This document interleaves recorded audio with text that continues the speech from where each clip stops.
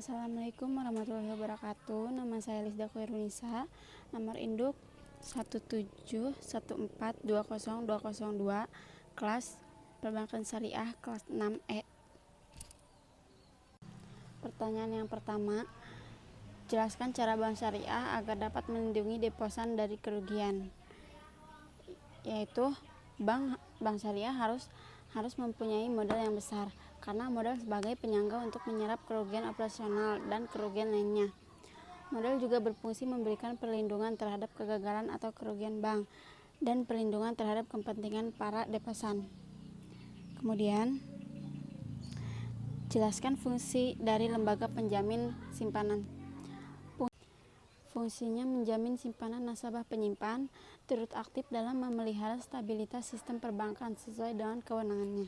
Selain itu, LPS juga menjamin simpanan nasabah bank syariah yang berbentuk kira wadiah, tabungan wadiah, tabungan mudharabah, dan deposito mudharabah. Pertanyaan yang kedua, jelaskan mengenai alternatif yang tersedia bagi bank syariah. Ada dua alternatif. Yang pertama, alternatif kecukupan modal. Modal dalam bank syariah sangatlah sederhana karena tidak terdiri dari instrumen campuran. Meskipun rekening giro pada bank syariah tidak jauh beda dengan bank konvensional, tetapi tidak demikian dengan rekening investasi, sehingga penerapan kecukupan modal sesuai standar Basel menimbulkan kecenderungan bagi beberapa bank syariah. Hal ini berpotensi menekan permodalan bank syariah. Standar AOIV menyarankan agar modal dijadikan sebagai dasar perhitungan bagi rekening. Hal ini mendorong untuk mengkaji ulang standar tersebut dan memberikan alternatif perhitungan modal yang terpisah antara rekening investasi dan giro. Selanjutnya, alternatif pembobotan risiko.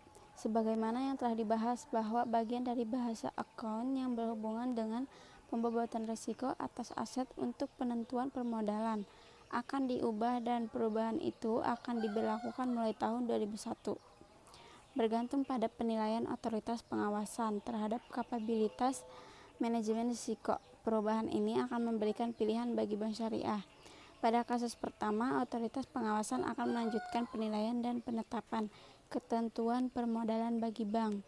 Sedangkan dua pendekatan terakhir, bank akan dibiarkan untuk menilai sendiri ketentuan permodalannya berdasarkan proses review, pengawasan, dan verifikasi. Tujuan utamanya adalah mengembangkan budaya manajemen risiko pada bank dengan menggunakan sekecil mungkin untuk penerapan kebijakan yang sesuai dengan bank. Pertanyaan ketiga, risiko yang melekat pada bank syariah. Yang pertama, ada risiko kredit. Risiko kredit itu merupakan risiko yang disebabkan oleh ketidakmampuan para debitur membayar kewajibannya. Kemudian yang kedua, ada risiko pasar. Merupakan risiko yang disebabkan karena adanya pergerakan pasar dari kondisi normal ke kondisi luar prediksi.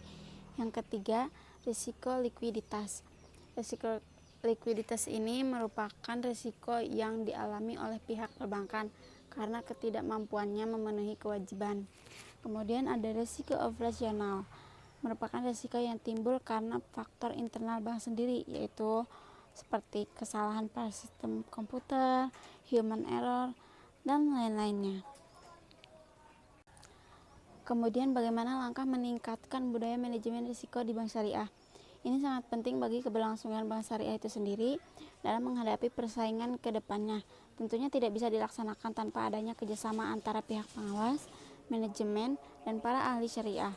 Untuk tujuan ini, pihak pengawas harus membuat beberapa laporan dan tindakan mandaritas kepada senior manajemen, yang diantaranya mengembangkan sistem rating internal dan penggunaan model-model risiko manajemen, membuat laporan risiko pasar, laporan risiko kredit, dan risiko likuiditas, laporan risiko operasional, dan menindaklanjuti sistem kontrol internal dengan pemeriksaan yang tepat. Demikian jawaban UAS dari saya. Wassalamualaikum warahmatullahi wabarakatuh.